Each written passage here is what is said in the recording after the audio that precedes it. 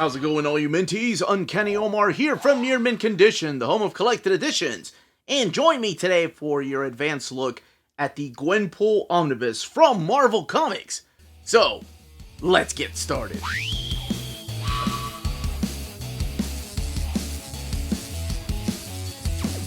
Before getting started, I want to give a huge thank you to David Gabriel and the fine folks at Marvel for sending us an advanced copy of this omnibus. This omnibus is due out in the direct market and book market on December 20th or 21st. Now, what we're looking at here is the standard edition cover. On the left-hand side is your direct market cover. Now, the direct market cover is done by Chris Bachalo, and the standard edition cover, that one is supplied by Guri Hiru, who is one of the artists inside of the book. But what I want you to take note of is the difference in the spine. Both pictures actually on the spine are supplied by Guri Hiru, but everything else is the same underneath the dust jacket. But first, let's shift the focus back to this. I realize that the direct market cover is really her first appearance, so I'll be talking a little bit about that here in a second, but I really love this cover. It just speaks anime to me, and it is Guri Hiru, who I love their work.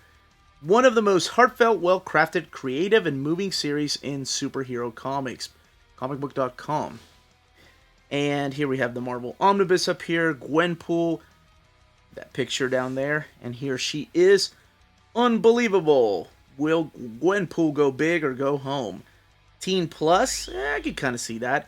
$125 retail price. Underneath the dust jacket, it's this very iconic scene from the comic that features Doctor Strange.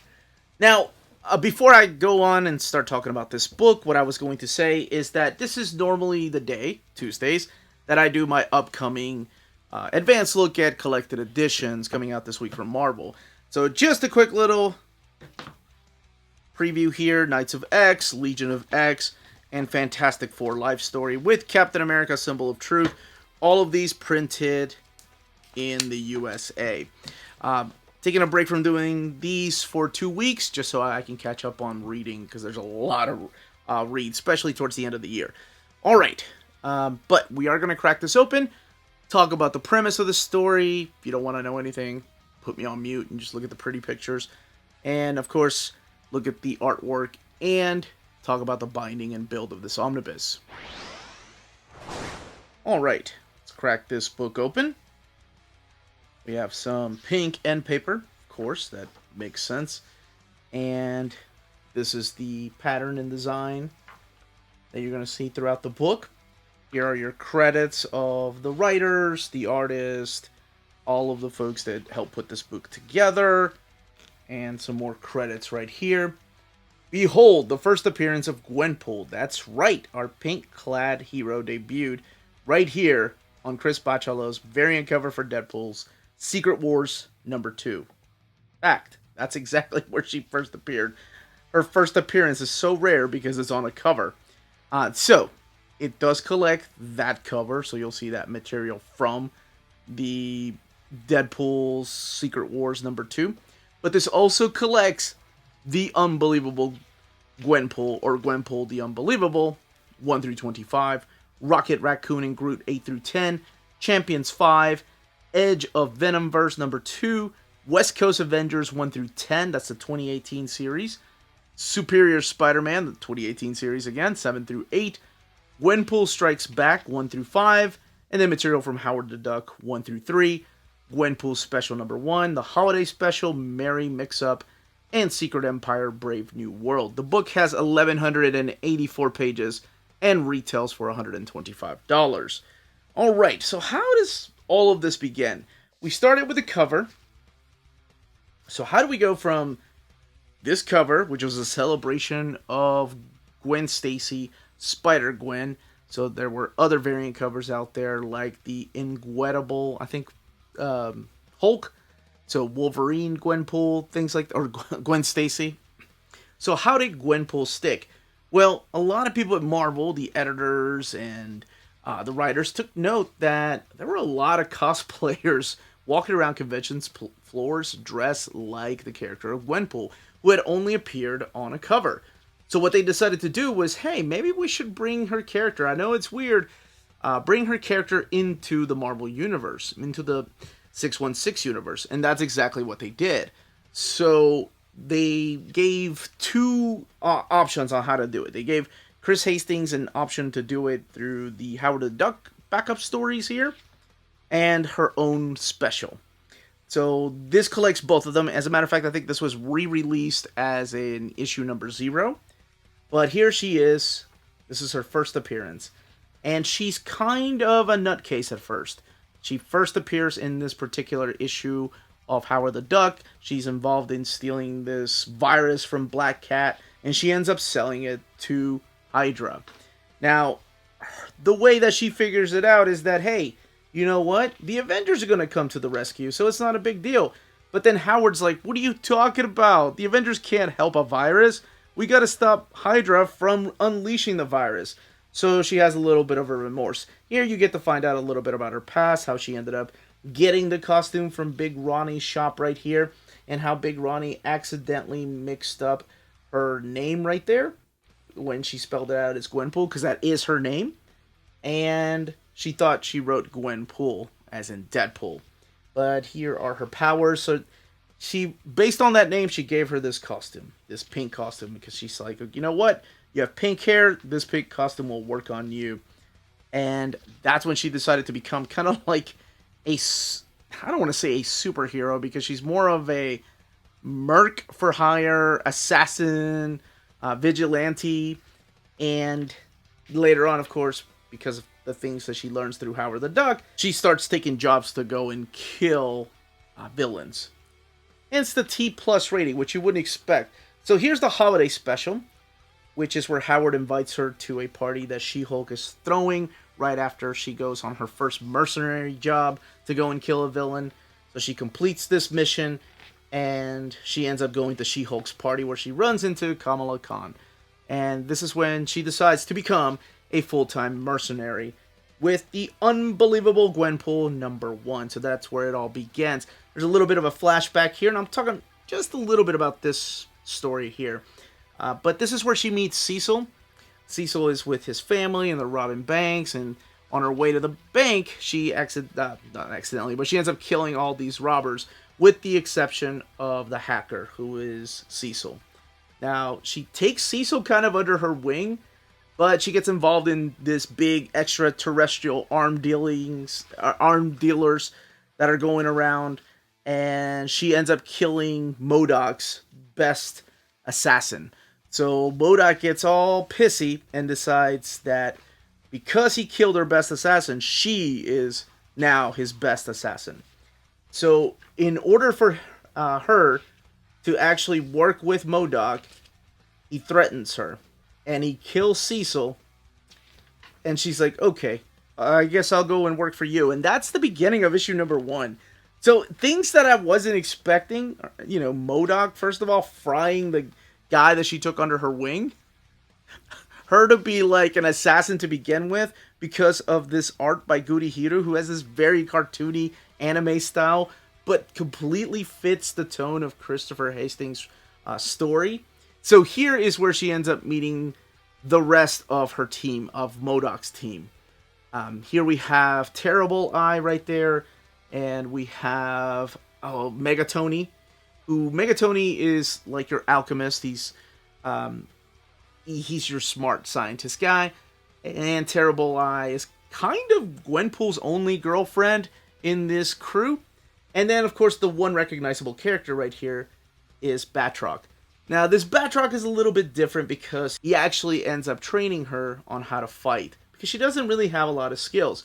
I'm going to talk about her powers here in a little bit because it can get a little bit confusing, but I wanted to talk about the story first, about how she's able to come into this world and get a costume, and all of a sudden she's able to do these things. Alright, so really quickly, what her story is that the girl, Gwenpool, Poole, is an ordinary girl that is from our universe, me, you, the people watching this video, that are reading comics, and she's a huge comic book nut. She also happens to be an unemployed 18-year-old girl that lives at home. She's a high school dropout, so she's a little bit of a loser. And she refuses to be an extra when she's transported into the Marvel Universe. That's when she decides to get her costume made. So she's able to go into this universe from our universe.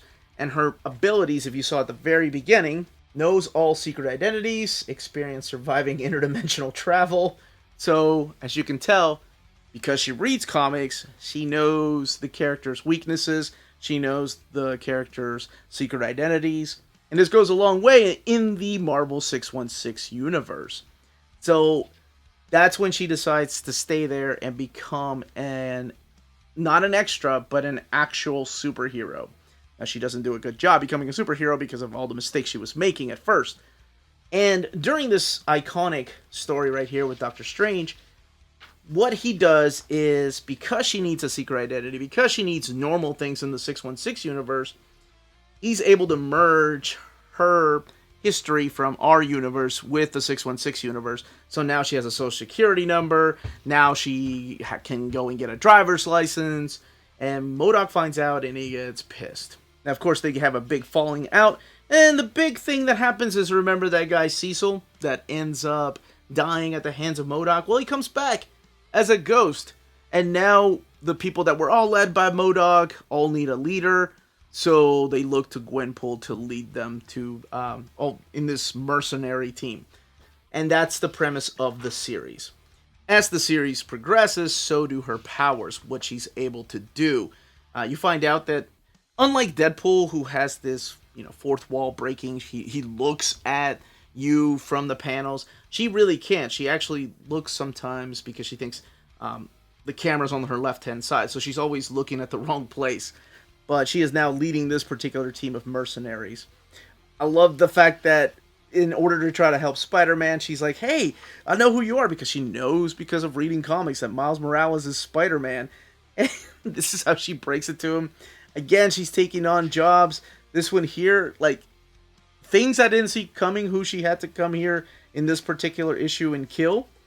And the way that she handles it, this is the Rocket Raccoon and Groot 3-issue part where she appears. And this is actually the Civil War II tie-in stories, where a character here named Chammy wants to neutralize Captain Marvel's powers. But because Gwenpool is aware that this is a comic book, she thinks it's all part of Brian Michael Bendis' story, because he's a big deal comic book writer and has a huge fixation with Kitty Pryde. So she kind of puts things together, and she's able to figure out, well, they can't obviously kill Captain Marvel because she's an important part of this big crossover that Brian Michael Bendis is writing. The book is so self-aware in stories like that. And a lot of... there's so many hijinks and storylines here. Now, not only do her powers expand as the story progresses, where she's able to, yes, look down on panels or interact with the narrative boxes, but you also see an expanded supporting cast. You also see Teddy Poole, her brother, who comes and takes her back from the Marvel Universe to our universe, and that has a really awesome story. That actually shows you the origins of where she came from and her type of lifestyle that she led. You have, of course, Big Ronnie, who also plays a big part in all of this. But then you have Vincent Dunan that plays a big part in this, and Vincent's a pretty cool character because he's part of the Doctor Doom storyline. He's a rogue Doombot that first hired Gwen when she defeated MODOK, and then turned against her and decided that she was a huge threat. And surprisingly, there's not a lot of Deadpool in here. I was expecting a lot of Deadpool through this omnibus. Yeah, this is the story with her brother, where they go back to her world, or our world, I guess. And this is what... it's so cool because it knows, it's self-aware. So she realizes that maybe her story is coming to an end, that this is what writers usually do as they're about to wrap up a canceled series.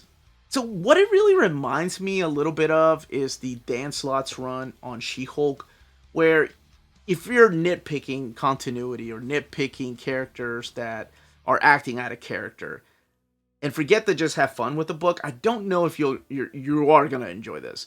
Like Batroc, right? Like, there's no way that Batroc would ever train a girl like this when we've seen him in the pages of Captain America. But What it does, though, is it takes this trope of Mary Sue's and deconstructs it and throws in the what if I was in charge of the Marvel Universe? Because she is aware that she comes from our world and she can make so many changes in the 616 universe. So it's like a fangirl going into the 616 universe, able to eventually warp reality to her bidding. Not saying she's a god or anything, but the way that she handles things and what she does, especially in the 5-issue miniseries, which we'll get to in a second, I was just surprised. I was taken back about how much I really enjoyed this. Like, my buddy Omnidog has gone on about how this is one of his favorite series, and I was like, really, Gwenpool? All right. I read the first trade paperback, and then I read the last series by Leah Williams, and I thought, okay, it was okay. It was nothing really to write home about.